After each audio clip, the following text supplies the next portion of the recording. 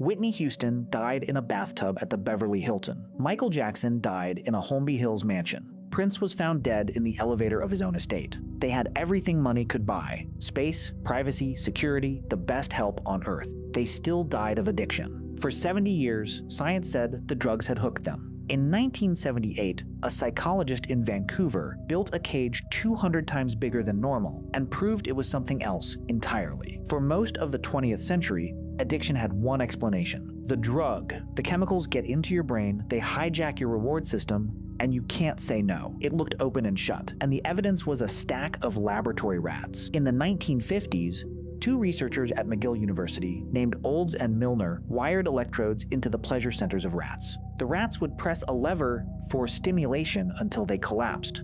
They wouldn't eat. They wouldn't sleep. Some pressed the lever 5,000 times an hour until they died. Then came the drug studies. In the 1960s, scientists put single rats in small wire cages with two water bottles. One was plain. The other was laced with morphine. The rats chose the morphine. Then they drank more of it.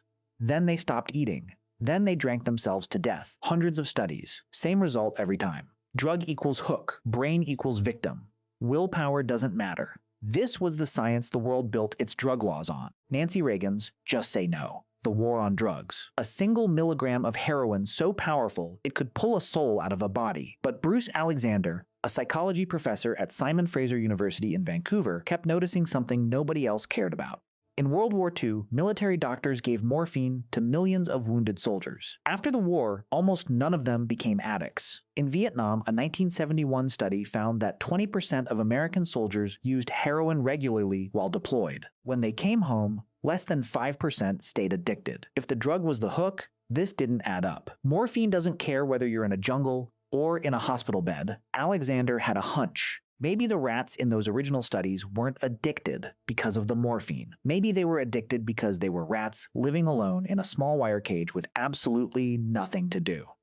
So in 1978, with two graduate students named Patricia Hadaway and Robert Coambs, he built something new. They called it Rat Park. Rat Park was an enclosure 200 times larger than a standard laboratory cage. Picture 2 square meters of plywood floor, painted with woodland scenes on the walls, cedar shavings everywhere, tin cans to crawl into, balls to push around, running wheels, climbing platforms, tunnels. 16 to 20 rats inside at all times, males and females. They could socialize, mate, play, raise litters. They had unlimited food. It was, for a rat, paradise. In the corner of Rat Park were 2 water bottles. One was plain water, the other was laced with morphine and sweetened with sugar to override the natural bitter taste. The same exact setup that had killed